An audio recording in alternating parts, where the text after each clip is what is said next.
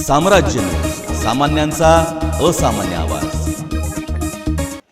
अनेक वर्षांपासून पालिकेच्या प्रशासनातील ठिसाळ आणि रटाळ कार्यपद्धतीमुळे सर्वसामान्य लोकांतून नाराजी व्यक्त केली जात आहे।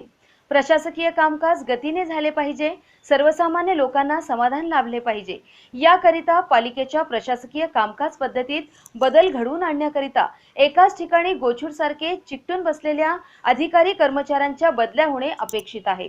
म्हणून उपमहापौर राजेश काळे यांनी आयुक्तांकडे पाठपुरावा केला होता।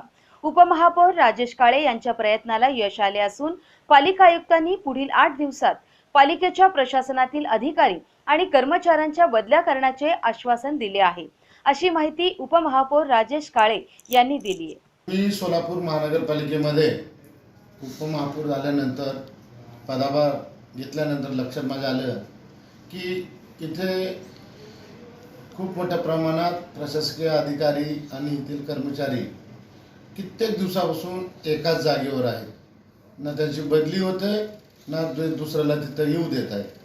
नवीन आलेल्या आयुक्तांशी गोड बोलणे आणि आपला कार्यभाग साधणे आणि आपले आर्थिक दुकान व्यवस्थित चालवणे याच्यावर यांचा भर आहे। तत्कालीन आयुक्त मान्य तावरे साहेबांना मी ही गोष्ट निदर्शनास आणून दिली की 3 वर्षापेक्षा जास्त ज्याचा कालावधी झाला आहे अशा लोकांच्या तुम्ही बदल्या करा। त्यावेळेस ते मला म्हणाले की आमची प्रशासकीय बाब आहे, आम्ही विचार करू। आणि त्यावर आमचं त्यामध्ये दोघांमध्ये वैचारिक थोडासा वादसुद्धा झाला होता। आणि तत्काळ नंतर थोड्याच दिवसात कोरोना 5-6 महिन्यापासून सुरू झाला, त्या बदल्या होणारच होत्या। आता परवाच मी 6 तारखेला मी माननीय आयुक्तांना, आताचे आयुक्त जे आहेत पी शिवशंकर यांना मी बोललो की साहेब इथे तुम्ही ते थोड्याशा बदल्या करणं फार गरजेचं आहे। आणि त्यांनी त्यावेळेस मला शब्द दिला की हां आम्ही नक्की करूया म्हणून। आणि मी त्यांना 6 तारखेला पत्र दिलेलं आहे।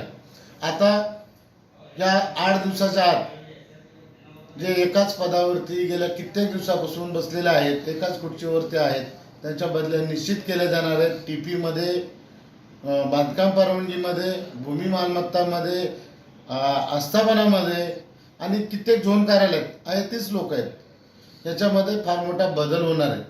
आणि आयुक्तांना आम्ही जी यादी काढलेली आहे, JED-कडे ती यादी आहे, कोण किती दिवसापासून आहे, याच्यामध्ये सकारात्मक आमचा विचार ठरलेला आहे।